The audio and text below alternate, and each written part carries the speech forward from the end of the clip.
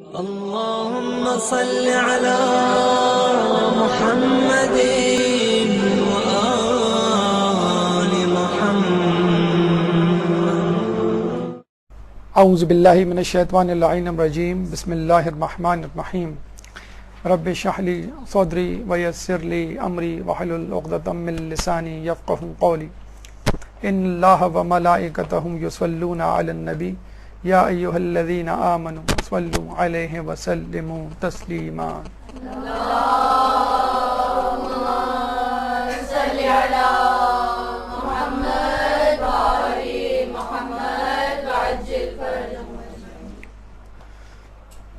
ماہ ذی الحج شروع ہو چکا ہے اور اس حوالے سے جو اہم ترین تواریخ ہمیں ملتی ہیں اس میں پہلی ذی الحج بی بی سیدہ کی رخصتی، 7 ذی الحج امام محمد باقر کی شہادت، 9 ذی الحج مسلم بن عقیل کی شہادت اور عرفہ، 10 ذی الحج عید الاضحیٰ، 18 ذی الحج عید غدیر اور 24 ذی الحج عید مباہلہ. تو آپ نے دیکھا کہ اس مہینے میں عیدیں بھی ہیں اور اس مہینے میں غم کے ایام بھی ہیں. بحیثیت شیعان علی ہماری ذمہ داری ہے کہ ہم غم کے دنوں میں غم کا اظہار کریں اور خوشی کے دنوں میں خوشی کا اظہار. اور یہ اظہار مسرت یا اظہار غم اہل بیت کے حوالے سے، معصومین کے حوالے سے ہونا چاہیے، اور یہ کم از کم اظہار ہے اپنی مودت اور محبت کو ثابت کرنے کا. اور اگر زیادہ سے زیادہ اظہار مقصود ہو تو پھر اہل بیت کی تعلیمات پر عمل پیرا ہو کر یہ اظہار کیا جا سکتا ہے. اس کے لیے ضروری ہے کہ ہم اہل بیت سے متعلق معلومات کو اکٹھا کریں اور ان کی حیات مقدسہ کو سامنے رکھتے ہوئے اپنی زندگی کو اس طرح سنواریں کہ اہل بیت ہم سے راضی ہو جائیں. چنانچہ ایام غم اور ایام مسرت ہمارے لیے اس دورے پرفتن ماحول میں ایک کھڑکی، ایک روشن دان مہیا کرتے ہیں کہ جس میں ہمیں سانس لینے کا موقع ملتا ہے. یہ ہماری ذمہ داری ہے کہ ان ایاموں میں کچھ وقت نکال کر معصومین سے متعلق، اہم واقعات سے متعلق معلومات کو جمع کریں، مجلس کی صورت میں، دروس کی صورت میں، کتابوں کی صورت میں یا مقالہ جات کی صورت میں، تاکہ اپنی زندگی کو خدا کی رضا کے مطابق گزار سکیں. چنانچہ آج ہم اپنے 5ویں امام سے متعلق گفتگو کریں گے کہ جنہیں 7 ذی الحج کو شہید کیا گیا. اس دوران جو مراحل ہم طے کرنے جا رہے ہیں اس میں سب سے پہلا مرحلہ تعارف، دوسرا مرحلہ بادشاہان وقت امام کے زمانے میں، ان کا بچپن، اخلاق حسنہ،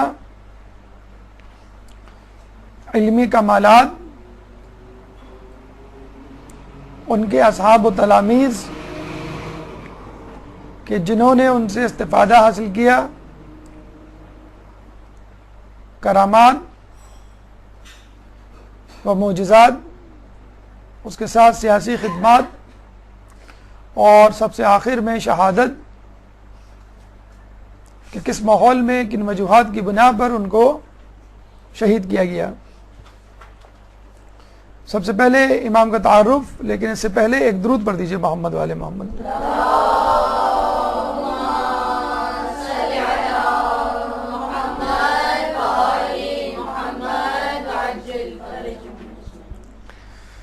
آپ کی ولادت 10 رجب 57 ہجری 57 ہجری کو ہوئی۔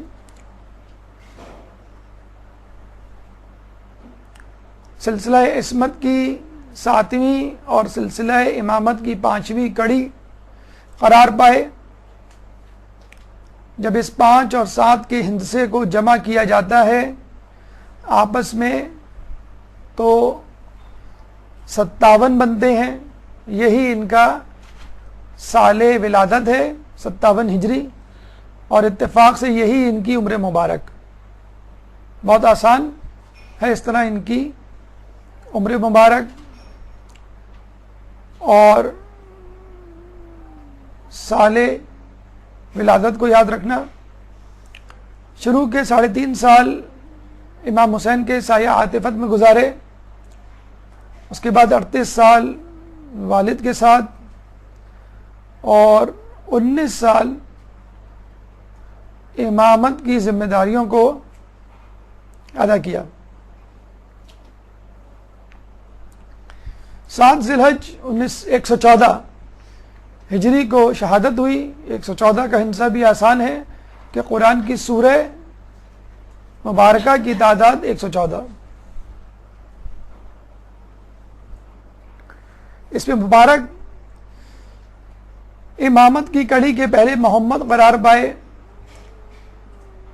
اور رسول کی اس حدیث کے مصداق کہ اولنا محمد و اوسطنا محمد و آخرنا محمد و کلنا محمد، بتلانے کا مقصد یہ تھا کہ نہ صرف یہ کہ ہمارے خاندان میں بہت سے اشخاص معصومین محمد کے نام پر ہوں گے، بلکہ ان تمام لوگوں کا مقصد بھی محمد کی لائی ہوئی تبلیغات کو عام کرنا ہوگا۔ القابات میں یوں تو ہادی اور شاکر بھی پائے جاتے ہیں تاریخ میں۔ ہادی یعنی ہدایت کی طرف بلانے والا، شاکر یعنی شکر کرنے والا، لیکن ایک لقب جو ان کے نام سے بھی زیادہ مشہور ہوا وہ ہے باقر، یعنی شگافتہ کرنے والا، دریافت کرنے والا، انکشاف کرنے والا، پھیلانے اور منتشر کرنے والا۔ آپ باقر العلوم النبیین یعنی نبیین کے علوم کو پھیلانے والے، اور باقر العلوم الاولین و آخرین آخر اور اول کے علوم کو پھیلانے والے۔ اور یہ لقب خود ان کو رسول اکرم نے دیا تھا، اور انہوں نے اپنی حیات طیبہ میں اس بات کو ثابت بھی کیا کہ میں ائمہ میں وہ شخص ہوں کہ جس نے پہلی مرتبہ علی الاعلان مذہب اہل بیت کی تعلیم و ترویج کی بنیاد رکھی، جس کو بعد میں چھٹے امام نے اپنے عروج پر پہنچایا۔ کنیت ابو جعفر، ہمارے 8ویں امام کی بھی کنیت ابو جعفر، چنانچہ یہ ابو جعفر اول قرار پائے، اور 8ویں امام ابو جعفر ثانی۔ خاندان کے حوالے سے ان کو ابن الخیرتین کہا جاتا ہے۔ خیرتین لفظ عربی میں 2 خیروں کے لیے استعمال کیا جاتا ہے، اور زبانوں میں واحد اور جمع ہوتے ہیں، یعنی ایک کے لیے واحد، 2 یا 2 سے زیادہ کے لیے جمع۔ عربی میں ایک کے لیے واحد، 2 کے لیے تثنیہ، اور 2 سے زیادہ کے لیے جمع کا لفظ استعمال ہوتا ہے۔ خیرتین یعنی 2 خیر والے، 2 خیروں والے۔ کیوں؟ کہ یہ ماں اور باپ دونوں طرف سے ہاشمی اور علوی ہیں۔ ان کے والد کا تعلق بھی علی سے ہے، اور والدہ کا تعلق بھی علی سے ہے۔ والد امام علی زین العابدین ابن حسین ابن علی ابن ابی طالب، اور والدہ میں فاطمہ بنت حسن ابن علی ابن ابی طالب. تو دونوں طرف سے خاندان کا سلسلہ حضرت علی پہ جا کر ختم ہوتا ہے، اور یہ شرف فقط آپ ہی کو حاصل ہے تمام ائمہ میں. اہل خانہ کی بات کریں تو آپ کی 7 اولادیں تھیں، جس میں 5 بیٹے اور 2 بیٹیاں. امام جعفر جو بعد میں امام بنے، اور عبداللہ، یہ دونوں ام فروہ بنت قاسم بن محمد ابی بکر کے بیٹے تھے. ابراہیم اور عبداللہ ام حکیم بنت اسد بن مغیرہ ثقفی کے بیٹے تھے. علی اور زینب ام ولد اور ام سلمہ ام ولد کی بیٹیاں. ام ولد کنیز کو کہا جاتا ہے، کنیز جس سے اولاد ہو اس کنیز کو ام ولد کہا جاتا ہے. فاطمہ بنت علی کی بیٹی جو آپ کے صاحبزادے تھے، وہ بعد میں زوجہ بنی ہمارے ساتھ میں امام موسیٰ کاظم علیہ السلام کی.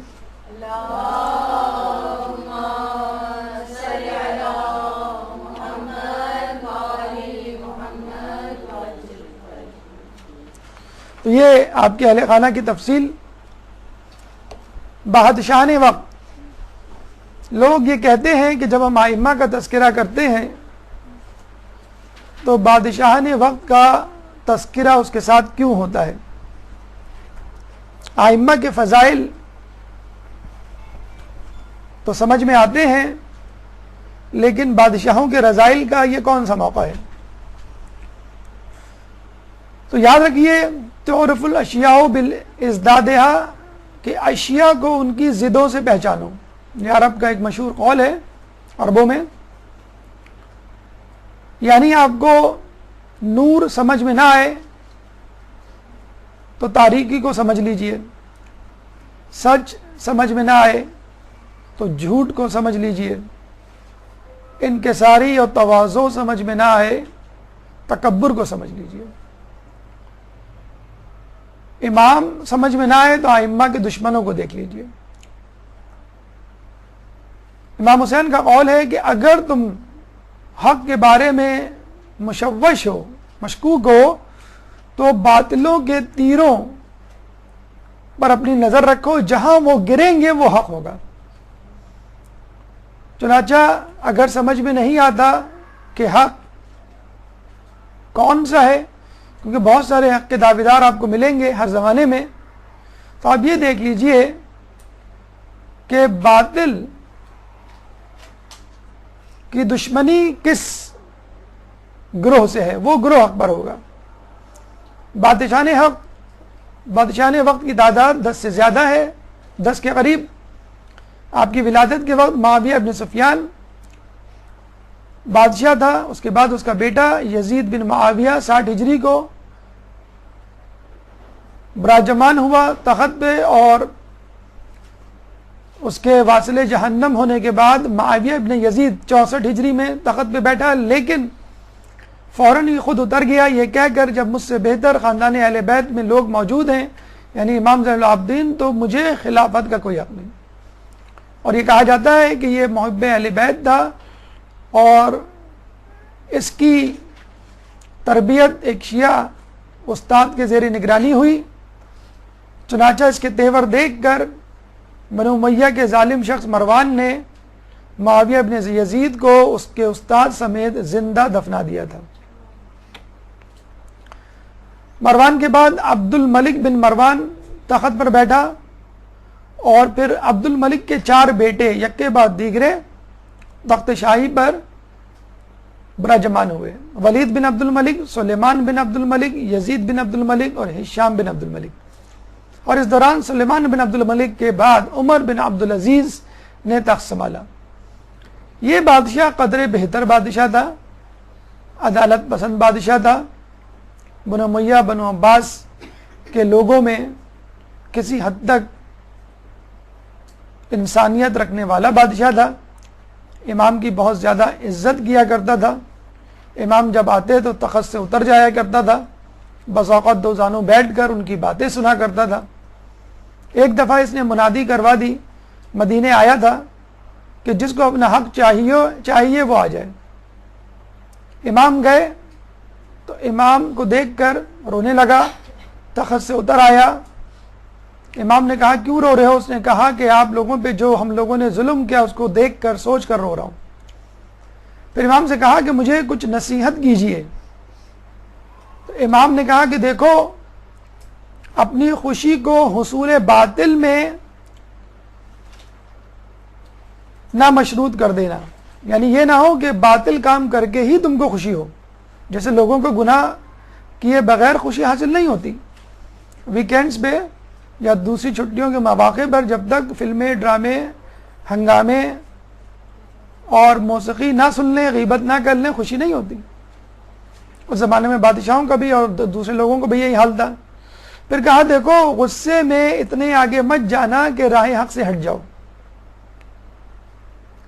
پھر اس کے بعد ایک تیسری نصیحت کی کہ دیکھو، اگر تمہیں کسی چیز کے حاصل کرنے کا اختیار ہو تو حاصل کرنے سے پہلے یہ دیکھ لینا کہ وہ کسی اور کے قبضے میں تو نہیں۔ تیسری نصیحت سن کر عمر بن عبدالعزیز سمجھ گیا کہ امام کا اشارہ کس طرف ہے۔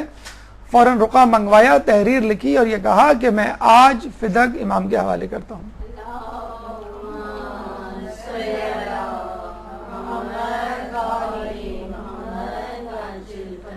بس یہ ثابت ہو گیا کہ فدق اب تک مقبوضہ تھا، قبضے میں تھا کسی کے، اور حقیقت میں اہل بیت پر ظلم ہو رہا تھا۔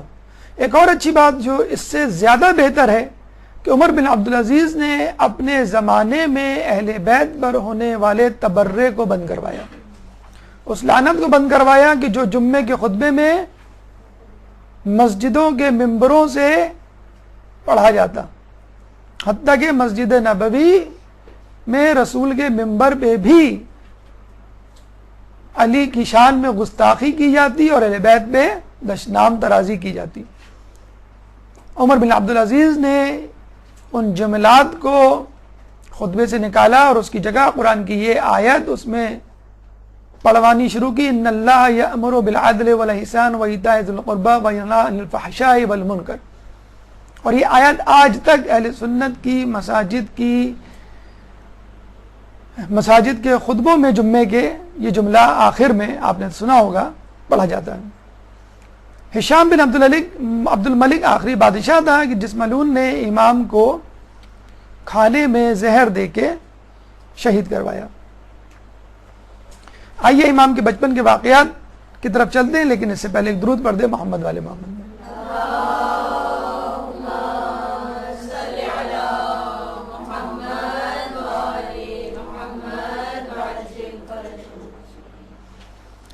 ایک دفعہ ہمارے چوتھے امام نماز پڑھ رہے تھے کہ امام محمد باقر کنویں میں گر گئے، کھیلتے کھیلتے بچے تھے، گھر میں کوہرام مچ گیا، بھاگ دوڑ ہونے لگی، شور پکار کی آوازیں بلند ہوئی، لیکن امام اپنی نماز میں مصروف رہے۔ یہ ہے امام کی نماز۔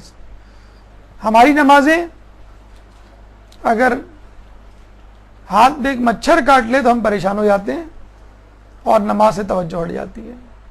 کوئی آگے سامنے سے گزر جائے تو نماز جو ہے وہ نماز میں سوچیں منتشر ہو جاتی ہے۔ امام نے بڑی توجہ سے نماز کو اپنے اختتام پر پہنچایا اور اس کے بعد انگلی سے اشارہ کیا، کنویں کا پانی اس کی سطح پر آیا اور امام محمد باقر بحفظ حفاظت باہر نکل آئے۔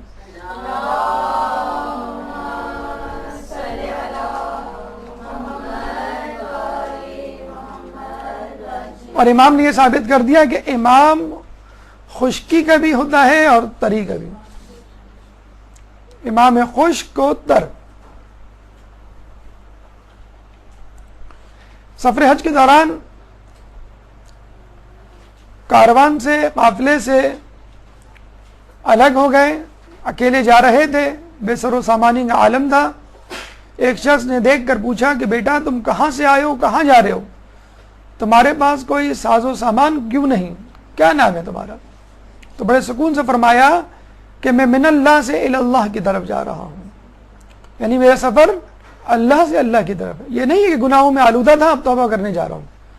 پہلے غیر اللہ کی یاد میں مگن تھا، اب اللہ کو یاد کر رہا ہوں. نہیں، پہلے بھی اللہ کی طرف تھا، اب اللہ کی طرف ہوں، اللہ سے اللہ کی طرف جا رہا ہوں. میرا زادرہ تقویٰ ہے، اور یہی اصل زادرہ ہے. قبر میں یہی کام آنے والا ہے. مال و دولت زندگی کے لیے ہمارے لیے تقویٰ ہے. اور میرا نام محمد بن علی بن حسین بن علی ابن ابی طالب ہے. تو یہ تعارف تھا. ایک چھوٹے سے بچے نے کروا کر یہ ثابت کر دیا کہ میرا تعلق اہل بیت سے ہے، میں سلسلہ امامت کی کڑی ہوں، میں کوئی عام بچہ نہیں.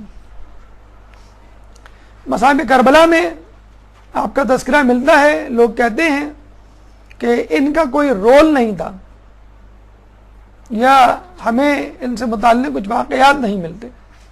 تو یہ کیا کم ہے کہ ایک بچے نے 3 دن کی بھوک و پیاس کو برداشت کیا اور کوئی واویلا نہیں مچایا، صبر و سکون کا دامن ہاتھ سے نہیں چھوڑا، کسی چیز کے لیے ضد نہیں کی. اور اس سے بھی زیادہ کہا جاتا ہے کہ دربار یزید میں اپنے بچپن کا پہلا خطبہ دیا. جب یزید نے دیکھا کہ بچے ہیں ان کے قافلے میں، عورتیں ہیں ان کے قافلے میں، تو تخت سے اتر آیا، تکبر و نخوت میں کہنے لگا ہم ان عورتوں کو نعوذ باللہ بیچ دیں گے اور ان کے تمام خاندان کو قتل کر ڈالیں گے. امام محمد باقر جو فقط 3 سال کے تھے کہا اے یزید تو فرعون سے بھی بدتر ہے. یزید بڑا پریشان ہوا اور کہنے لگا کہ تم کیسے کہہ سکتے ہو. پہلے تو بچے کی خود اعتمادی پر اس کو حیرانی ہوئی، پھر اس جملے پر کہ اس کو فرعون سے نہ صرف ملایا گیا بلکہ اس سے بدتر ثابت کرنے کی کوشش کی. اس نے کہا ثابت کرو کہ میں فرعون سے کیسے بدتر ہوں. تو امام نے 3 سال کی عمر میں یہ کہا کہ دیکھو فرعون نے جب موسیٰ ہارون کو پکڑا تھا اور لوگوں سے مشورہ کیا تو لوگوں نے کہا کہ ان کو شہر بدر کر دیا جائے. چنانچہ فرعون نے موسیٰ ہارون کو شہر بدر کر دیا، اور تو ہمیں مارنے پر تلا ہوا ہے. تو حقیقت میں فرعون سے بھی بدتر ہے. تو یہ وہ خطبہ تھا، یہ وہ کلمہ حق تھا جو امام نے 3 سال کی عمر میں وقت کے فرعون کے سامنے بلند کیا. جابر بن عبداللہ انصاری 90 سال کی عمر میں مسجد نبوی میں آتے ہیں اور آپ کو آپ کے جد رسول اللہ کا سلام پہنچاتے ہیں. امام آپ کے ماتھے کو چومتے ہیں اور کہتے ہیں کہ جابر تم اپنی وصیت تیار کر لو کہ اب تم بہت زیادہ نہیں جیو گے. جابر حیران رہ گئے کہ یہ بات تو رسول نے مجھ کو ہی کہی تھی کہ جب تم میرے بیٹے محمد سے ملو گے تو اس کو میرا سلام دینا اور اس کے بعد تم بہت زیادہ عرصے تک نہیں جی پاؤ گے. اور دیکھیں وہی بات ہمارے امام نے بھی کی. اس کا مطلب کیا ہوا؟ ہمارا امام رسول اللہ سے مکمل طور پر منسلک، مربوط اور جڑا ہوا ہوتا ہے. جو رسول کو معلوم ہوتا ہے وہ ہمارے امام کو بھی معلوم ہوتا ہے. اخلاق حسنہ کی طرف چلتے ہیں. ایک درود پڑھ دیں محمد والے محمد.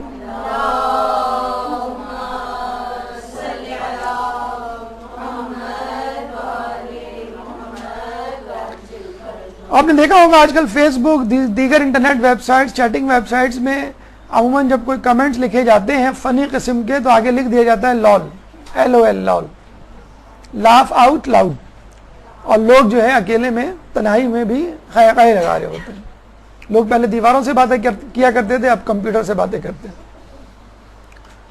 تو معاشرے میں ہنسی مذاق ٹھٹا قہقہا ایک عام سی بات بن گئی ہے. اتنی عام سی بات ہو گئی ہے اس کو علم طب نے یہ کہہ کر تصدیق کر دی، اس پہ ایک مہر لگا دی کہ laughter is the best medicine. حالانکہ ہمارے یہاں laughter is the worst poison.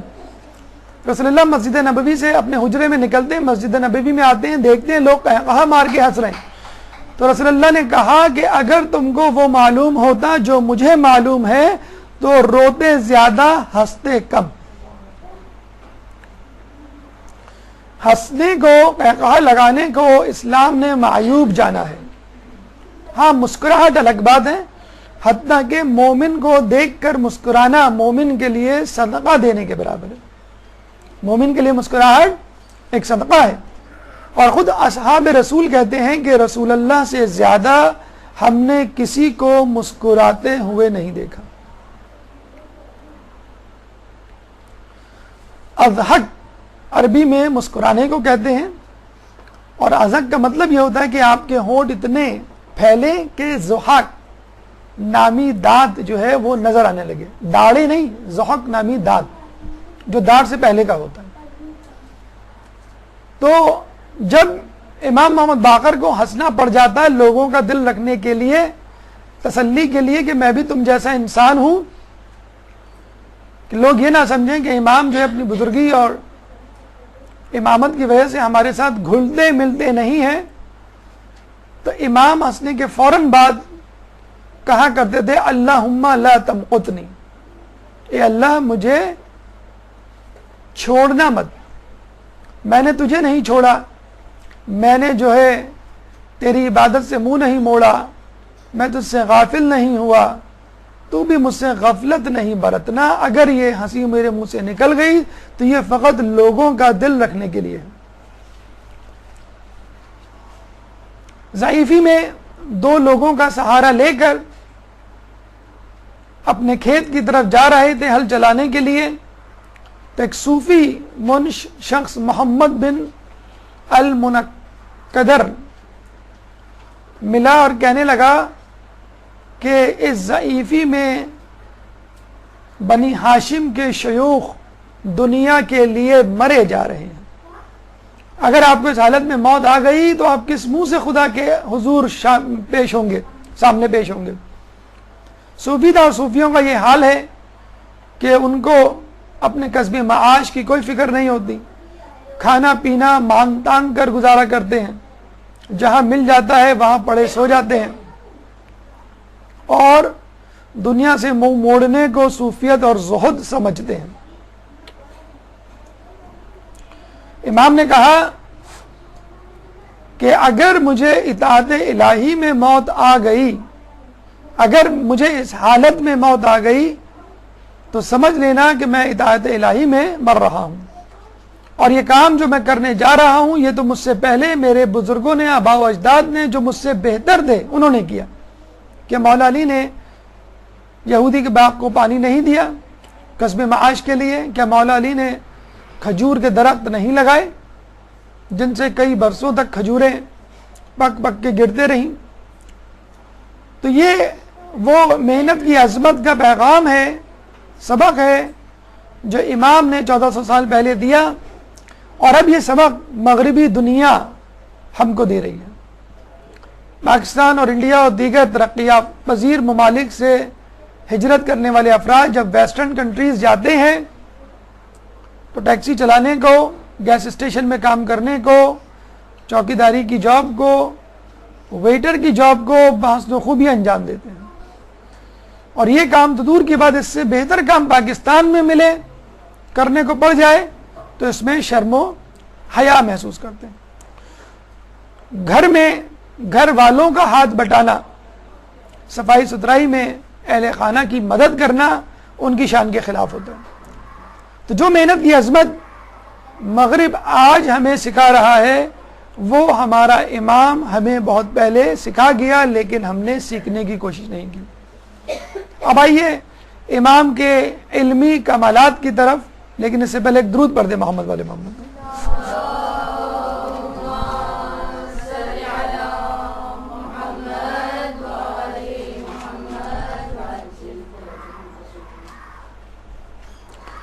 یہ ایک جا کے کہہ دیں کہ مائک میں آواز بند ہو گئی ہے. ٹھیک ہے، ٹھیک، صحیح. علمی کمالات کی طرف، جیسا کہ ہم نے بتایا آپ کو کہ آپ کو باخر العلوم کہا گیا، یعنی آپ نے علوم کو لوگوں کے سامنے پیش کیا. اس وقت بنو امیہ اور بنو عباس کی جنگ چھڑ گئی تھی. لوگ آپ کے پاس بھی آئے، بنو عباس کے افراد، اور کہنے لگے کہ ہم آپ کو آپ کا حق دلانے کے لیے آئے ہیں، اور خلافت ملنے پر ہم اس کو آپ کے حوالے کر دیں گے، آپ ہمارا ساتھ دیجئے. لیکن امام بہت پہلے یہ جانتے تھے کہ یہ کام کسی اور نیت کے تحت ہو رہا ہے. جب جناب زید نے قیام کی نیت کی اور امام کو بتانے کے لیے آئے. امام نے کہا کہ امام مہدی سے پہلے ہمارے گھر کے کسی فرد کے لیے قیام کرنا بالکل ایسا ہی ہے کہ کوئی پرندے کا بچہ اپنے گھونسلے سے بالوں پر نکلے بغیر چھلانگ لگا دے اور لوگ بچے اس سے کھیلیں. چنانچہ تم بھی اپنی اس نیت، اس حرکت سے باز آ جاؤ اور یہ کام نہ کرو، ورنہ کناسہ کی سولی پر لٹکائے جاؤ گے. اور پھر وہی ہوا، جناب زید کو حکمران نے قتل کر کر سولی پہ لٹکایا. لیکن کہا یہ جاتا ہے کئی سالوں تک آپ کی لاش سولی پہ لٹکنے کے باوجود محفوظ رہی. اس کی وجہ یہی ہے کہ بہرحال نیت صحیح تھی لیکن طریقہ کار وہ نہیں تھا. بہرحال جو امام چاہتے تھے، آپ کے مدرسے میں جس کی بنیاد آپ نے ڈالی، بنو امیہ بنو عباس کی چپقلش سے فائدہ اٹھاتے ہوئے کہ دونوں کا دھیان آپ کی طرف نہیں تھا، بنی ہاشم کی طرف، اور وہ اپنی جنگوں میں مصروف تھے. چنانچہ امام نے مکتب کھولا جو بعد میں ان کے بیٹے امام جعفر نے پروان چڑھایا اور اس کا نام مکتبہ جعفریہ پڑا. اس مکتب میں نہ صرف شیعان علی بلکہ غیر شیعہ افراد، جس میں ایک مشہور نام امام ابو حنیفہ کا بھی ملتا ہے، امام اعظم بھی آیا کرتے تھے. اور 2 سال باقاعدگی سے انہوں نے امام باقر سے علم حاصل کیا. اور یہ کہا کرتے تھے لولا سنتین لہلک نعمان. نعمان امام ابو حنیفہ کا اصل نام ہے کہ اگر 2 سال نہ ہوتے تو نعمان یعنی میں ہلاک ہو جاتا. 2 سال میں استفادہ نہ کرتا امام سے تو میری وہ علمی حیثیت و قابلیت نہ ہوتی جو ابھی ہے. اور اس بات کا تذکرہ شبلی نعمانی نے اپنی کتاب سیرت نعمان میں جو امام ابو حنیفہ پر لکھی گئی ہے اس میں بھی کیا. چنانچہ آپ کا لگایا ہوا پودا بعد میں ایک تناور درخت بنا اور جس کے ثمرات سے آج تک لوگ مستفید ہو رہے ہیں. آپ کے دور میں طاؤس یمانی نے آپ سے کچھ سوالات کیے اور آپ نے ان سوالات کے بھرپور جوابات دیے. وہ آج تک تاریخ کی کتابوں میں دلچسپی کے ساتھ پڑھے اور سنے جاتے ہیں. طاؤس یمانی نے سوال کیا کہ وہ کون سی چیز ہے جس کا تھوڑا حلال اور زیادہ حرام ہے. امام نے کہا نہر طالوت کا پانی کہ جس کا ایک چلو حلال تھا اور اس سے زیادہ حرام. طالوت جناب موسیٰ کے مقرر کردہ امیر لشکر تھے اور اپنے لشکر کو لے کے جالوت سے لڑنے کے لیے جا رہے تھے جو بہت طاقتور بادشاہ تھا.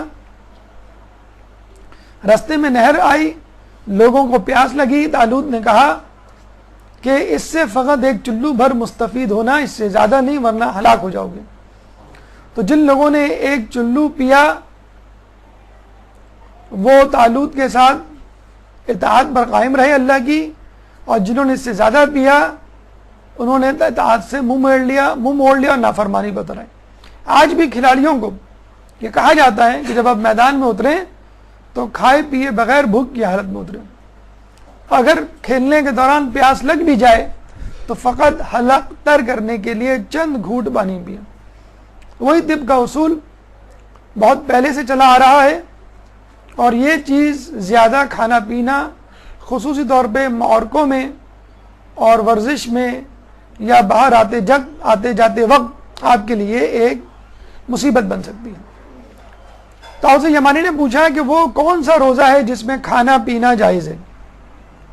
روزہ نام ہی کھانے پینے سے بچنے کا ہے. امام نے کہا بی بی مریم کا روزہ کہ جب اللہ تعالیٰ نے ان کو 3 دن چپ رہنے کا مشورہ دیا تھا، وہ اشارے سے بات چیت کیا کرتی تھیں اور اس دوران وہ کھا پی سکتی تھیں. جناب زکریا علیہ السلام کو بھی اللہ تعالیٰ نے چپ رہنے کا روزہ ہدایت فرمایا تھا اور اشارے سے وہ بات چیت کیا کرتے تھے اور اس دوران وہ کھا پی سکتے تھے. طاؤس یمانی نے کہا وہ کون سی ایسی چیز ہے جو گھٹتی ہے بڑھتی نہیں.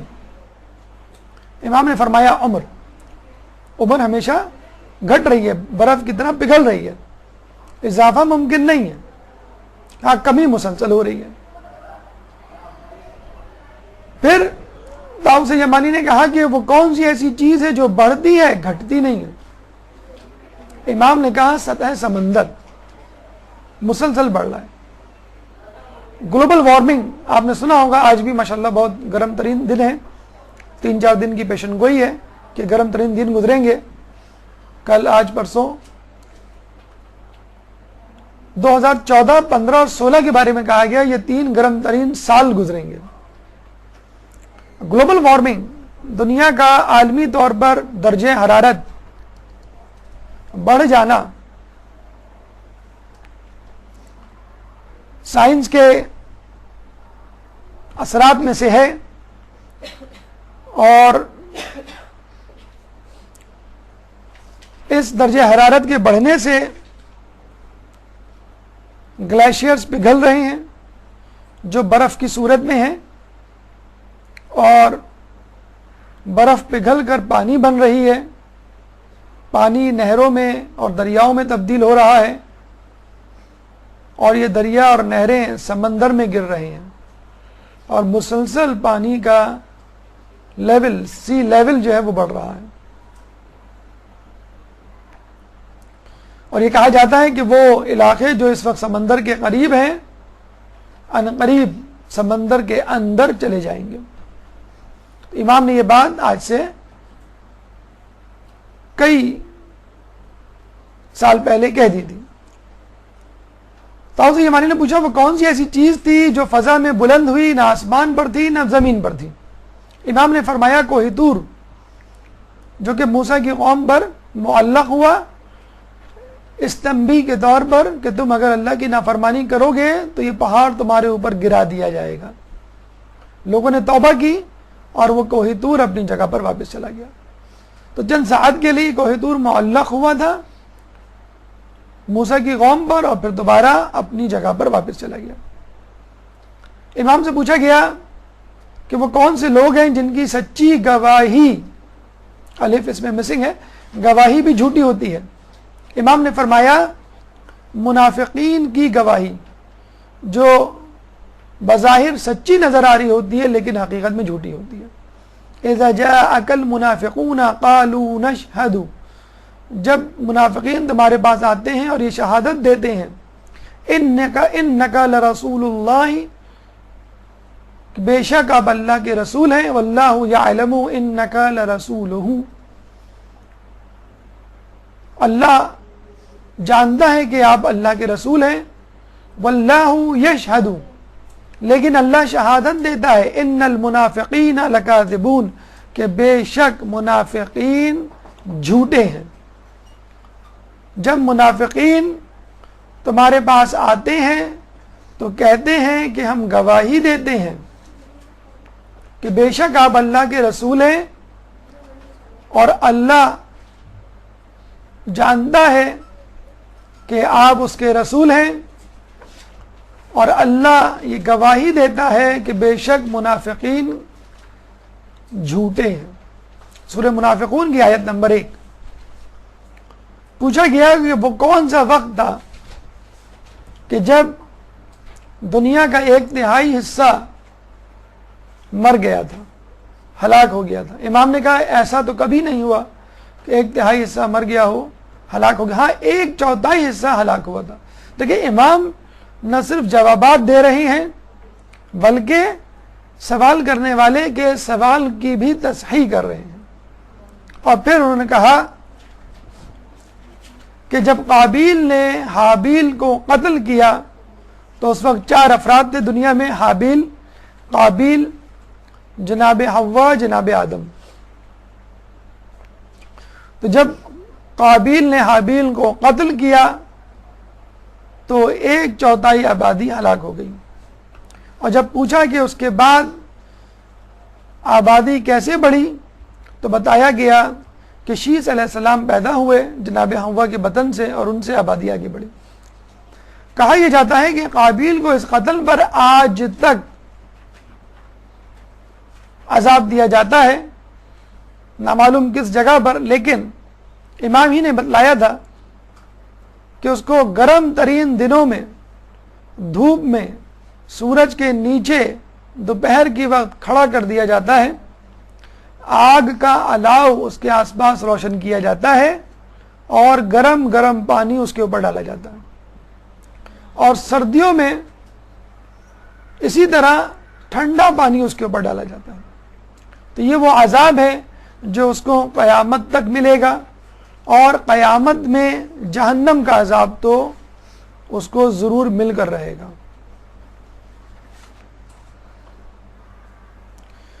عالم نصارہ سے ایک مناظرہ ہوا جو اپنے زمانے میں بہت مشہور ہوا۔ جب بادشاہ نے آپ کو قید سے آزاد کیا، یہ دیکھ کر کہ قید میں آپ کی شہرت بڑھتی جا رہی ہے اور لوگ آپ کے گرویدہ ہوتے جا رہے ہیں، یہ نہ ہو کہ قیدی سارے آپ کے ساتھ ہو جائیں اور بغاوت کر بیٹھیں، اس نے آپ کو فوراً رہا کرنے کا حکم دیا اور کہا کہ فوراً ان کو کسی تنگ مشکل راستے سے مدینے لے جاؤ، اور اگر بحالت مجبوری کسی آبادی کے پاس سے ان کا گزر ہو تو یہ منادی کروا دینا کہ کوئی بھی ان سے کسی قسم کا کاروبار یا لین دین نہ کرے، ان کو کھانے پینے کو کچھ نہ دے۔ بہرحال امام نے ان کے لیے بد دعا کی تھی، اس کا تذکرہ بھی آگے آئے گا، لیکن جب امام محل سے نکلے اور ایک جگہ سے گزرے تو دیکھا وہاں پہ بہت سارے لوگوں کا ہجوم ہے۔ اس ہجوم میں مسلمان بھی ہیں اور عیسائی بھی ہیں۔ امام نے پوچھا تو پتہ چلا کہ ان کا عیسائی راہب عالم دین سال میں ایک مرتبہ اپنے حجرے سے نکلتا ہے اور ہجوم میں موجود لوگوں کے سوالات کے جوابات دیتا ہے۔ امام سر پہ کپڑا ڈال کر بیٹھ گئے کہ کوئی ان کو پہچانے نہیں۔ جب وہ راہب سامنے آیا تو آپ کو دیکھ کے فرمایا کہ تم کس امت سے ہو؟ آپ نے فرمایا امت مرحومہ میں سے ہوں، یعنی وہ امت جس پر رحم کیا گیا ہے۔ پھر اس نے کہا کہ تم جاہل ہو کہ عالم ہو؟ امام نے کہا کہ میں جاہل نہیں ہوں۔ دیکھیں تواضع انکساری کا کتنا بہترین طریقہ ہے۔ پھر اس نے پوچھا کہ تم مجھ سے سوال کرو گے یا میں تم سے سوال کروں؟ وہ امام ہی کیا جو کسی سے سوال کرے۔ امام نے کہا کہ تم مجھ سے سوال کرو۔ اس نے کہا وہ کون سی ایسی ساعت ہے، وقت ہے جو دنیا میں شمار نہیں ہوتی، اس دنیا کی ساعت شمار نہیں ہوتی؟ امام نے کہا وہ سورج نکلنے سے پہلے کا وقت ہے، یعنی صبح ہونے کے بعد، پاؤں پھٹنے کے بعد، فجر سے لے کے طلوع آفتاب تک کا وقت، جو کہ جنت کے وقتوں میں سے ایک وقت ہے۔ یہ وہ وقت ہے کہ رات بھر شب بیداری کرنے والے کو نیند آ جائے، رات بھر تڑپنے والے مریض کو آرام آ جائے، اور خوف خدا رکھنے والوں کو خدا یاد آ جائے۔ پھر اس نے پوچھا کہ یہ کیسے ممکن ہے کہ جنت میں لوگ کھائیں پیئیں لیکن بول و براز، پیشاب پخانہ نہ ہو؟ اس کی کوئی مثال؟ تو اس نے کہا کہ دیکھو ماں کے پیٹ میں بچہ ہوتا ہے اور وہ کھاتا بھی ہے پیتا بھی ہے لیکن بول و براز سے عاری ہے۔ پھر امام سے پوچھا یہ کیسے ممکن ہے کہ جنت میں آدمی کھائے پیے گا، جنت کی نعمتوں کو استعمال کرے گا، لیکن اس نعمت میں کوئی کمی نہیں آئے گی ان نعمتوں میں؟ امام نے کہا دیکھو ہم چراغ سے چراغ جلاتے ہیں اور ایک چراغ سے کئی چراغ جلتے ہیں، لیکن جس چراغ سے چراغ جلائے جاتے ہیں اس چراغ کی روشنی میں کوئی کمی نہیں آتی۔ اور آج کل کی مثال ای میل ہے، آپ ایک ای میل سینکڑوں لوگوں کو فارورڈ کریں، ایک میسج سینکڑوں لوگوں کو موبائل پہ دیں، لیکن میسج پھر بھی آپ کے میل باکس میں یا میسج باکس میں موجود رہتا ہے اور ساتھ ہی ساتھ لوگوں کو بھی پہنچ جاتا ہے۔ تو یہ ایک مثال کہ جنت کی نعمتیں استعمال کے باوجود کم نہیں ہوں گی۔ پھر امام سے پوچھا گیا کہ وہ دو افراد کون تھے کہ جو جڑواں تھے، ایک ساتھ پیدا ہوئے اور ایک ساتھ مرے، لیکن دونوں کی عمروں میں 100 سال کا فرق تھا۔ امام نے فرمایا وہ دو افراد عزیز اور عزیر تھے۔ عزیز کی عمر 150 سال تھی اور عزیر کی عمر 50 سال، اور دونوں ایک دن پیدا ہوئے، ایک ہی دن ان کا انتقال ہوا۔ اس کی وجہ یہ تھی کہ عزیر ایک دفعہ ایسی جگہ سے گزرے کہ جہاں پہ کھنڈرات تھے. عزیر نے ان کھنڈرات کو دیکھ کے کہا کہ اللہ تعالیٰ اس میں دبے لوگوں کو کس طرح زندہ کرے گا قیامت میں. یہ خیال آیا ہی تھا کہ اللہ تعالیٰ نے ان کو موت دے دی. 100 سال تک وہ موت کی حالت میں رہے، حتیٰ کہ ان کے گدھے کو بھی جس پہ وہ سوار تھے اس کو بھی موت آ گئی. 100 سال بعد وہ زندہ ہوئے، اپنے گھر واپس پہنچے تو لوگوں نے ان کو پہچاننے سے انکار کر دیا. بڑی مشکل سے ان کو پہچانا تو پتہ چلا کہ وہ 100 سال تک سوتے رہے. جب ان سے پوچھا گیا کہ آپ کتنا عرصہ سوئے، انہوں نے کہا 1 پہر، کیونکہ کہتے ہیں وہ 2 پہر میں سوئے تھے اور 6 پہر میں اٹھے تھے. 100 سال بعد 6 پہر میں اٹھے. ہم کو بھی ایسا ہی احساس ہوتا ہے جب آپ سوتے ہیں تو چاہے آپ 8 گھنٹے سوئیں یا 2 گھنٹے سوئیں، آپ کو لگتا ہے کہ بس ابھی میں سو کے اٹھا ہوں. اس کا ذکر سورہ بقرہ آیت نمبر 259 میں موجود ہے. فَأَمَاتَهُ اللَّهُ 100 عَامٍ، بس اللہ نے ان کو موت دی 100 سال کے لیے. ثُمَّ بَعَثَهُ، اور اس کے بعد ان کو زندہ کر دیا. جب ابراہیم نے یہ سب سنا تو کہا کہ بے شک تم لوگوں میں ایسے لوگ موجود ہیں کہ جو ہم سے زیادہ علم رکھتے ہیں اور ہمارے علم کا احاطہ کیے ہوئے ہیں. اور اس کے بعد اس راہب نے اسلام قبول کر لیا. لیکن بادشاہ نے جب یہ سنا تو مزید حسد میں مبتلا ہو گیا اور لوگوں میں یہ بات مشہور کروا دی کہ اب شیعوں کے امام عیسائیوں کے ساتھ اٹھنے بیٹھنے لگے ہیں، ان کے راہبوں کی باتیں سننے لگے ہیں. اور اس نے مزید یہ منادی کرا دی کہ اب امام کے ساتھ کوئی مسلمان رابطہ نہ رکھے. نعوذ باللہ، امام اسلام سے پھر گئے ہیں. ان کے امام نعوذ باللہ اب جو ہے ان کو جزیہ دینا پڑے گا. اب تک یہ جزیہ نہ دینے کی وجہ سے اپنے کفر کو چھپائے ہوئے تھے نعوذ باللہ. اور رستے بھر لوگوں نے انہیں بہت تنگ کیا اور پھر آخر ان لوگوں کو بددعا دینی پڑی. اصحاب و تلامیذ، ایک درود پڑھ دے محمد والے محمد پہ.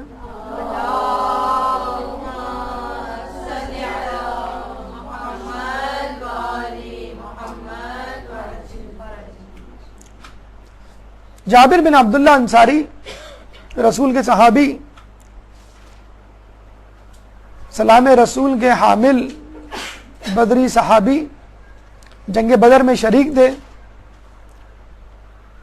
اس کے علاوہ بیعت عقبہ ثانی جو مدینہ کے لوگوں نے رسول اللہ کے ہاتھوں پر کی تھی، بیعت عقبہ اول میں رسول اللہ موجود تھے، بیعت عقبہ ثانی میں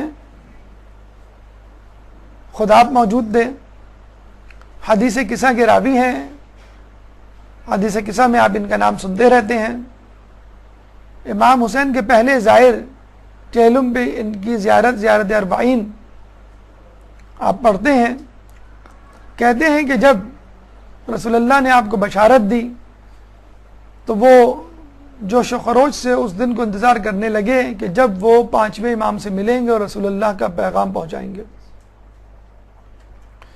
چنانچہ 5ویں امام جب بچپن کے دور سے گزر رہے تھے، 4تھے امام کے ساتھ جب مسجد نبوی میں آئے تو جابر بن عبداللہ انصاری نے ان کو دیکھ کر، بلکہ نابینا تھے اس وقت، تو وہ پکار کے کہا کرتے تھے باقر، اے باقر تم کہاں ہو. لوگ بڑے حیران ہوتے تھے اور یہ سمجھتے تھے کہ جابر اپنے حواس کھو بیٹھے ہیں ضعیفی کی وجہ سے. 90 سال کی عمر ہو چلی، 94 سال کی عمر میں انہوں نے انتقال کیا. تو لوگ یہ کہنے لگے کہ باقر نام کا تو کوئی شخص مدینے میں نہیں رہتا اور تم باقر باقر چلا رہے ہو. تو جب تیسرے امام کو دیکھا یا پکار کے کہا تو تیسرے امام نے، جب وہ بچے تھے تو فوراً آ کر جابر کی پیشانی کو چوما اور باقر نے کہا کہ رسول اللہ نے تمہیں سلام پہنچایا ہے اور یہ کہا ہے کہ تم ہی باقر ہوگے جو علوم کو زندہ کرو گے. آپ کے ایک اور صحابی ابو بصیر نام کے 3 صحابی تھے امام کے. ابو بصیر لیث کے بارے میں امام کا یہ کہنا واقعی ابو بصیر کے لیے بہت بڑی عزت ہے کہ میرے باپ کی فقہ کو 4 افراد نے محفوظ کر رکھا ہے، محفوظ کیا: ابو بصیر، زرارہ، محمد بن مسلم، برید بن معاویہ. یہ 4 افراد کے بارے میں کہا جاتا ہے کہ انہوں نے میرے باپ یعنی امام جعفر کے والد محترم امام محمد باقر کی فقہ کو 4 افراد ہیں. جو سلسلہ تدریس انہوں نے شروع کیا تھا، اس سلسلہ تدریس کے 4 شاگرد جن پر وہ فخر کیا کرتے تھے. ابو بصیر یحییٰ نابینا صحابی تھے، اور 6 افقہ یعنی جو بہترین فقہ کے ماہر تھے ان 6 افراد میں ان کا شمار ہوتا ہے. ابو بصیر عبداللہ، ان کا بھی شمار 6 افقہ 6 بہترین فقہ جاننے والوں میں ہوتا ہے. زرارہ یا زرارہ نام کے صحابی بہت مشہور تھے. ان کے بارے میں امام نے کچھ ایسے جملات کہے کہ جن سے یہ ظاہر ہوتا تھا کہ شاید امام ان سے راضی نہیں. زرارہ تک یہ بات پہنچی تو وہ امام کے پاس آئے اور کہنے لگے کہ آپ نے کیا میرے بارے میں ایسا کہا ہے؟ غمگین ہو گئے. تو امام نے کہا کہ میں کیا کروں، دنیا میرے دوستوں کی دشمن ہے. یعنی بطور تقیہ آپ کے لیے ایسے الفاظ استعمال کرے کہ لوگ زرارہ کو امام کا چاہنے والا یا شیعہ نہ سمجھیں. محمد بن مسلم ثقفی، جنہوں نے امام باقر سے 30,000 احادیث مروی کی اور امام جعفر سے 16,000 احادیث. آپ دیکھ لیجئے علوم کے خزانے تھے ان کے صحابہ، چاہے جائے کہ خود امام باقر. بہت امیر کبیر تھے، صاحب ثروت تھے، مال و دولت کے مالک تھے. امام نے صرف ایک دفعہ ان سے یہ کہا کہ اے محمد تواضع اختیار کرو. تو آپ نے کھجور کی ریڑھی لگا لی، ٹھیلا لگا لیا اور مسجد کے باہر بیٹھ کے بیچنے لگے. لوگوں نے کہا کہ محمد تھوڑی سی حیا کرو، تم بہت بڑے گھرانے کے فرد ہو اور تم جو ہے وہ کھجور بیچ رہے ہو اس طرح باہر بیٹھ کے. پھر انہوں نے آٹے کی چکی کی دکان کر لی اور آٹا بیچنے لگے. دیکھیں یہ اصحاب کا حال تھا کہ امام کے فقط ایک اشارے سے اپنی دنیا بدل لیا کرتے تھے. ایک اور صحابی جابر بن یزید جعفی امام کے صحابی تھے، بہت کٹر اہل بیت کے ماننے والے تھے. خلیفہ ان کا ایک دفعہ دشمن ہو گیا. امام نے ان کو یہ پیغام پہنچایا کہ جابر کہ تم جنو کی کیفیت اختیار کر لو. جابر بڑے حیران ہوئے، لیکن امام کا حکم تھا. چنانچہ انہوں نے ایک لکڑی کا گھوڑا بنایا اور بچوں کے ساتھ کھیلنا شروع کر دیا. آپ نے بہلول دانہ کا نام سنا ہوگا امام موسیٰ کاظم کے زمانے میں. تو اس طرح کا یہ معاملہ ان کے ساتھ بھی ہوا. اسی وقت ہشام کا ایک سپاہی مدینے میں داخل ہوا اور جابر کو ڈھونڈنے لگا. لوگوں نے پوچھا کیوں ڈھونڈ رہے ہو؟ تو اس نے کہا کہ ہشام نے کہا ہے کہ جابر کی گردن اڑا دو کہ وہ امام کا چاہنے والا ہے. اور جب وہ جابر کے پاس پہنچا تو دیکھا وہ بچوں کے ساتھ گھوڑا کھیل رہے ہیں. تو لوگوں سے پتہ چلا کہ امام کے صحابی تو تھے لیکن چند دنوں سے ان کا دماغ پلٹ گیا ہے اور پاگل ہو گئے. چنانچہ وہ سپاہی ان کو قتل کیے بغیر واپس چلا گیا. یہی حال کچھ شیعان علی کا آج کل بھی ہے، بلکہ ہمیشہ سے ہے، کہ اپنے آپ کو مجنون نہیں تو کم از کم سیدھا سادہ آدمی ظاہر کریں. بس اوقات ایسی محفل میں ہم بیٹھے ہوتے ہیں جہاں دشمنان اہل بیت ہوتے ہیں، وہاں کوئی تذکرہ چھڑ جاتا ہے، جذبات میں آ کے ہم ایسی بات کہہ دیتے ہیں کہ فوراً ہم کو جو ہے وہ پوائنٹ آؤٹ کر لیا جاتا ہے، ٹارگٹ میں آ جاتے ہیں ہم. تو ایسی حرکت سے پرہیز کریں کہ جس میں زبردستی کے دشمن آپ کے لوگ بن جائیں. اب آئیے کرامات کی طرف پڑھتے ہیں، لیکن اس سے پہلے ایک درود پڑھ دیجیے محمد والے محمد.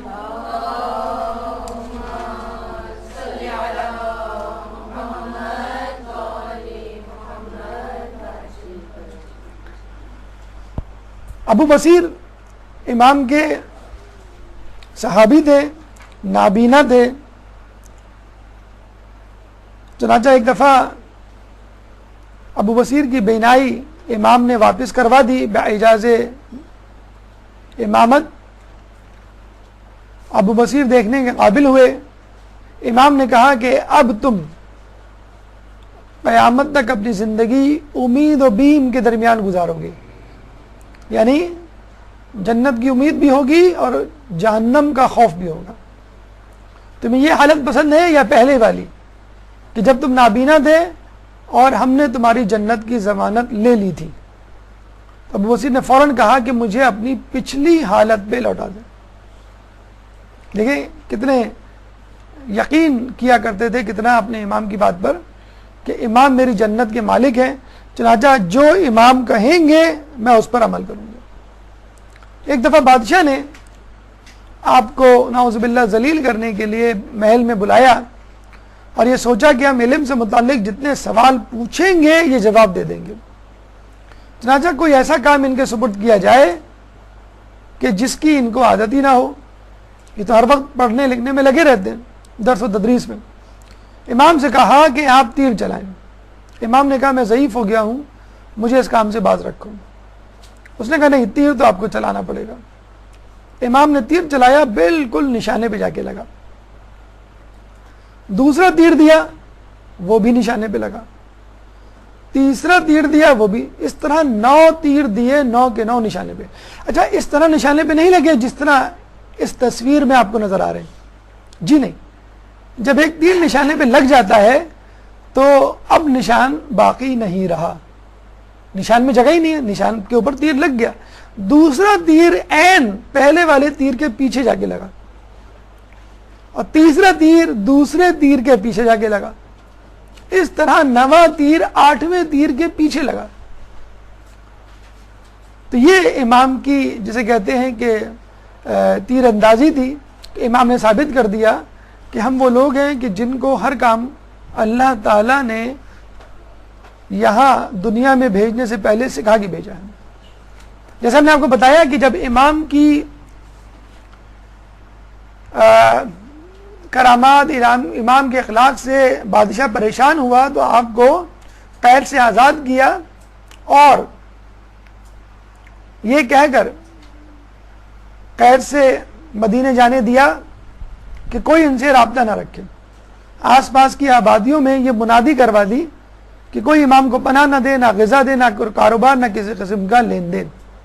امام جہاں بھی جاتے ہیں ان کے ساتھی آس پاس کی آبادی میں کچھ کھانے پینے کا سامان یا کاروبار کی غرض سے لین دین کے لیے لوگ منع کرتے تھے اور یہ کہتے نعوذ باللہ تم لوگ مرتد ہو گئے ہو، تم لوگ اسلام سے پھر گئے ہو، تم لوگ مسلمان نہیں ہو، تم لوگ جزیہ دو، ٹیکس دو، جو غیر مسلم جس طرح دیتے. تو امام کے اصحاب کہا کرتے تھے کہ چلو ٹھیک ہے، ہم جزیہ بھی دینے کے لیے تیار ہیں، کیا تم یہود و نصارہ سے لین دین نہیں کرتے تو ہم سے بھی اسی طرح کر لو. لیکن کسی نے امام کو کھانا پینا نہیں دیا 3 دن تک. تو امام ایک پہاڑ پہ چڑھ گئے اور یہ آیت تلاوت کی، بقیت اللہ خیر لکم ان کنتم مؤمنین وما انا علیکم بحفیظ، کہ تمہارے لیے اللہ کا بقیہ حصہ بہترین ہے اور میں تمہارے اوپر کوئی ٹھیکیدار نہیں. تمہارے لیے اللہ کا بقیہ حصہ خیر ہے اور میں اگر تم مومن ہو، ان کنتم مؤمنین، اگر تم مومن ہو، اور میں تمہارے اوپر کوئی ٹھیکیدار نہیں. یعنی اگر تم میری خدمت کرو گے، میری بات مانو گے، میری اطاعت کرو گے تو ٹھیک ہے، ورنہ میں کوئی تمہارے اوپر حجت نہیں ہوں، ورنہ یہ کہ عذاب تم پر آ کے رہے گا. ایک بزرگ بستی سے نکلا، جب اس نے دیکھا کہ امام ایک شخص پہاڑ پہ کھڑے ہو کے یہ آیت پڑھ رہا ہے، اب بد دعا دے رہا ہے، تو اس نے فوراً لوگوں کو بلایا کہ تمہیں معلوم ہے یہ کون سا پہاڑ ہے؟ یہ وہ پہاڑ ہے کہ جس کے اوپر حضرت شعیب علیہ السلام نے چڑھ کر اپنی قوم کو بد دعا دی تھی. اگر تم نے امام کی مدد نہ کی اور ان کو کھانے پینے کے لیے کچھ نہ دیا اور لین دین نہ کیا تو امام نے جو بد دعا دی ہے اس کے مصداق تمہارے اوپر عذاب آئے گا اور تم اس سے نہ بچ سکو گے. چنانچہ لوگوں نے اس بزرگ کی بات سن کر فوراً رجوع کیا اور امام کی مدد کی۔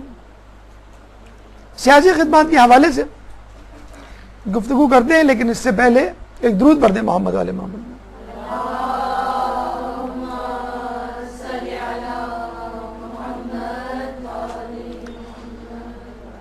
سیاسی خدمات، جیسے ہم نے آپ کو بتایا تھا کہ امام نے یہ کہا تھا جناب زید کو کہ ہم اہل بیت امام مہدی کے ظہور سے پہلے اگر قیام کی کوشش کریں تو ہماری مثال اس پرندے کے بچے کی طرح ہوگی جو اپنے گھونسلے سے چھلانگ مارے، بغیر بالوں پر نکالے اور گر پڑے، لوگ بچے اس کا مذاق اڑائیں اور اس سے کھیلیں۔ چنانچہ سیاست سے دور رہ کر اپنے آپ کو علم و عمل کے میدان میں مصروف رکھ کر اسلام کی زبردست خدمت کی، لیکن ایسا بھی نہیں کہ مکمل طور پر سیاست سے دور رہے۔ جب بھی ان کو موقع ملا اور اسلام پر کوئی کڑا وقت آیا تو انہوں نے اپنی خدمات پیش کی۔ عبد الملک کے زمانے میں عبد الملک نے چاہا کہ سکوں پر کوئی اسلامی عبارت یا کلمہ لکھ دیا جائے تاکہ رومی عیسائی سکے اپنے اثرات نہ پھیلا سکے۔ رومی حکومت ان سکوں کے ذریعے اپنے عقائد کو پھیلا رہے تھے۔ امام نے عبد الملک یہ چاہتا تھا کہ ہم ان سکوں سے اپنے اسلام کو پھیلائیں اور ان سکوں کو کس طرح تبدیل کریں۔ جب قیصر روم کو پتہ چلا تو اس نے فوراً اپنا ایک قاصد بھیجا اور یہ کہا کہ اگر تم نے ان سکوں کو تبدیل کرنے کی کوشش کی تو میں انہی سکوں پر اسلام سے متعلق نازیبا کلمات لکھوں گا اور اسلام کو ذلیل کروں گا۔ چنانچہ عبد الملک بہت پریشان ہوا، امام کی طرف رجوع کیا۔ امام نے یہ کہا کہ تم اس سفیر کو مہمان خانے میں ٹھہراؤ چند دن کے لیے اور اس دوران فوراً نئے سکے بناؤ۔ اس بنائے ہوئے سکوں میں ان سکوں پر ایک طرف کلمہ لا الہ الا اللہ، دوسری طرف کلمے کا دوسرا جز محمد رسول اللہ لکھو اور فوراً رائج کر دو، اور جب یہ سکے رائج ہو جائیں تو اس سفیر کو واپس کر دو۔ چنانچہ چند دن کے لیے ایمرجنسی بنیادوں پر اسلامی سکے بنائے گئے، سکوں کو ڈھالا گیا، سانچے بنائے گئے، امام کے متعلق عبارتیں لکھوائی گئیں، اور اس دوران اس سفیر کو مہمان خانے میں ٹھہرایا گیا، اور جب سکے بازار میں آ گئے، خرید و فروخت ہونے لگی، تو بادشاہ نے اس سفیر کو واپس کر دیا یہ کہہ کے کہ جاؤ اپنے بادشاہ سے کہہ دو کہ ہمیں اس کے سکوں کی ضرورت نہیں۔ اور جب یہ سفیر سکے لے کر قیصر روم کے پاس گیا تو وہ بیچارہ اپنا سب منہ لے کے رہ گیا کہ اب میں کچھ نہیں کر سکتا۔ تو حالانکہ بادشاہ امام کا دشمن، امام کو قید میں ڈالا گیا، ذلیل کرنے کی کئی سازشیں کی گئیں، قتل بھی کیا گیا، لیکن اس کے باوجود امام نے اسلام کی خاطر بادشاہوں کا ساتھ دیا۔ صلہ کیا ملا سیاسی خدمات کا؟ ولید بن عبد الملک نے مسجد نبوی کی وسعت کے بہانے اہل بیت کے محلے کو مسمار کرنے کی ٹھانی اور یہ کہا کہ ان گھروں کو ڈھایا جائے کیونکہ ہمیں مسجد نبوی کو آگے بڑھانا ہے، وسعت دینی ہے۔ چنانچہ حسن مصنع کے گھر پہ آگ لائی گئی اور یہ کہا گیا کہ اگر تم نے گھر کو خالی نہ کیا تو گھر کو آگ لگا دی جائے گی، گھر کو منہدم کر دیا جائے گا۔ چنانچہ مجبوراً اہل بیت نے اپنے اپنے گھروں کو خالی کیا اور اہل بیت کے مکانات کو انہدام کر دیا گیا۔ اور یہ کوئی پہلی مرتبہ نہیں ہوا تھا کہ اہل بیت کے گھرانے کو اس قسم کی مشکل کا سامنا کرنا پڑا ہو۔ در سیدہ پہ آگ وہ پہلا ظلم تھا جو اہل بیت پر کھلے عام روا رکھا گیا، اور جس طرح آپ کے گھر کو آگ لگائی گئی۔ اس کے بعد متوکل نے امام حسین کی قبر پر ہل چلانے کے لیے سوچا اور دریا کا رخ موڑنے کی کوشش کی، یعنی اہل بیت کو زندگی میں بھی ستایا گیا اور مرنے کے بعد بھی ان کی قبر کے نشان کو مٹانے کی کوشش کی. اور پھر پچھلی صدی میں انہدام جنت البقیع جو آپ پڑھتے ہیں شوال کے مہینے میں کہ مرنے کے بعد بھی ان کو قبروں میں چین سے نہ رہنے دیا گیا اور جنت البقیع میں بنائے گئے مزارات کو ڈھایا گیا. اور کیا یہ اس سے بڑا ظلم نہیں تھا کہ خود اہل بیت کے دور میں منبر رسول پر مسجد نبوی میں امیر المومنین پہ تبرہ کیا جاتا. ایک شخص امام زین العابدین علیہ السلام کے پاس آیا اور کہنے لگا کہ ہم شیعوں کے اوپر مظالم بڑھتے جا رہے ہیں. مسجد نبوی میں منبر رسول پر امیر المومنین پر لعنت بھیجی جاتی ہے اور لوگ کچھ نہیں کہہ پاتے. اگر کوئی کچھ کہتا ہے تو اس کو ابو ترابی کہہ کر مسجد سے اور شہر سے نکال دیا جاتا ہے یا قتل کر دیا جاتا ہے. اور اس طرح اس نے کئی مظالم کا تذکرہ کیا. امام زین العابدین نے امام محمد باقر کو کہا کہ کل تم صبح میرے ساتھ آنا, وہ دھاگا لیتے ہوئے آنا کہ جس کو جبرائیل نے ہمارے جد رسول کو دیا تھا. جابر بھی ساتھ کھڑے ہوئے تھے. دوسرے دن صبح جابر بھی آ گئے. امام محمد باقر نے کہا کہ جابر تم اس وقت کہاں سے آ گئے, تم تو اس وقت نہیں آیا کرتے. جابر نے کہا کہ آپ کے والد نے جس دھاگے کا تذکرہ کیا ہے اس کو دیکھنے آیا ہوں اور پوری رات اس جستجو اور شوق میں تجسس میں نہیں سویا. امام آئے اور انہوں نے وہ دھاگا منگوایا, جابر کے ہاتھ میں دیا اور یہ کہا کہ اس دھاگے کو بہت احتیاط سے پکڑنا, اس کو ہلانا مت. امام گئے مسجد نبوی میں اور اس کے بعد جابر سے وہ دھاگا اپنے ہاتھ میں لیا اور تھوڑا سا ہلایا. کوہرام مچ گیا, زلزلہ آ گیا, لوگ ادھر سے ادھر بھاگنے لگے. لوگ امام کو نہیں دیکھ پاتے, امام لوگوں کو دیکھ رہے تھے. امام نے جابر سے کہا جاؤ باہر دیکھ کر آؤ کہ کیا ہو رہا ہے. جابر باہر گئے تو دیکھا کہ زلزلہ آیا ہوا ہے, لوگوں کے مکانات ٹوٹ گئے ہیں اور کئی ہزار افراد لقمہ اجل بن چکے ہیں. وہ امام کے پاس بھاگے آیا اور کہا کہ لوگوں کا یہ حال ہے, اور یہ بھی بتایا کہ لوگ انا للہ و انا الیہ راجعون پڑھ رہے ہیں اور یہ کہہ رہے ہیں کہ ہم برائیوں میں مبتلا ہو گئے ہیں, ہم نے امر بالمعروف و نہی عن المنکر چھوڑ دیا ہے اور یہی وجہ ہے کہ ہمارے اوپر عذاب آ رہا ہے. تو آپ نے دیکھا کہ امام کے پاس کتنی طاقت تھی. اگر وہ چاہتے فقط ایک دھاگے سے بنو امیہ اور بنو عباس کی سلطنتوں کو ملیا میٹ کر سکتے تھے, لیکن یہ امر خداوندی تھا کہ مصائب پہ صبر کرو. یہ نصیحت رسول اللہ نے امام علی کو بھی کی اور اس کے بعد باقی امام کو بھی کی, اور یہ انتقام کا کام آخری امام پہ چھوڑ دیا گیا. آج بھی یہ سلسلہ مظالم جاری ہے. اہل بیت سے متعلق ان تمام زیارات اور مقامات کو صفحہ ہستی سے مٹانا آل سعود کے ایجنڈے میں شامل ہے. یہ جو واقعہ بھی منی میں ہوا ہے جہاں کرین گری ہے, اس جگہ اگر آپ کھڑے ہوں تو بالکل اس کی مخالف سمت میں وہ جگہ نظر آئے گی جہاں رسول اللہ پیدا ہوئے تھے, جائے ولادت رسول اللہ, جس کو اب لائبریری کی شکل دے دی گئی ہے. اگر آپ وہاں سے گزریں اور وہاں ٹھہرنے کی کوشش کریں تو لوگ یہ کہتے ہیں وہاں پہ بیٹھے ہوئے اہلکار کہ یہاں سے چلے جاؤ, یہ رسول اللہ کی ولادت کی جگہ نہیں ہے. اور بڑی سیکیورٹی ہے وہاں پہ, کیونکہ آل سعود بڑے دنوں سے یہ کوشش کر رہی ہے کہ اس لائبریری کو جو کہ حقیقت میں رسول اللہ کی جائے ولادت ہے کسی طرح ڈھا دیا جائے وسعت حرم کے بہانے. جس طرح وسعت مسجد نبوی کے بہانے اہل بیت کے گھرانوں کو ڈھایا گیا, اسی طرح وسعت حرم کے بہانے محلہ بنی ہاشم, آپ کو یاد ہوگا یہ کرین وہیں پر ہے جہاں پہ محلہ بنی ہاشم تھا. ایگزیکٹلی کرین کی جو اس وقت لوکیشن آپ کو نظر آ رہی ہے یہیں پہ محلہ بنی ہاشم تھا, اور اس سے آگے جائیں تو رسول اللہ کی جائے ولادت. تو کیا یہ عذاب الہی کی ایک شکل نہیں کہ جس میں اشارہ دیا جا رہا ہو کہ تم لوگ جو ہے اب رسول اللہ کی جائے ولادت کو مٹانے کے در پہ ہو, اور اس سے پہلے محلہ بنی ہاشم کو مسجد نبوی سے اور محلہ بنی ہاشم کو حرم سے مٹا چکے ہو, اور کئی زیارات جو ہیں وہ مٹا دی گئی ہیں. بی بی کا وہ مقام کے جہاں وہ گریا کیا کرتی تھی مدینے سے تھوڑا سا دور, آپ نے دیکھا ہوگا کہ جس کو نعوذ باللہ کچرا کنڈی کی شکل دے دی گئی.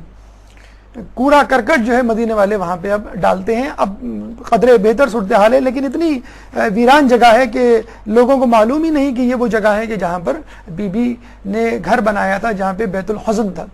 بہرحال ہو سکتا ہے یہ اللہ کی طرف سے ایک اشارہ ہو. سعی کرنے کے دوران اور صفا مروہ کے دوران جو ایک حادثہ ہوا ہے کہ زیارات کو اس طرح مٹانا کہیں دعوت عذاب الہی تو نہیں.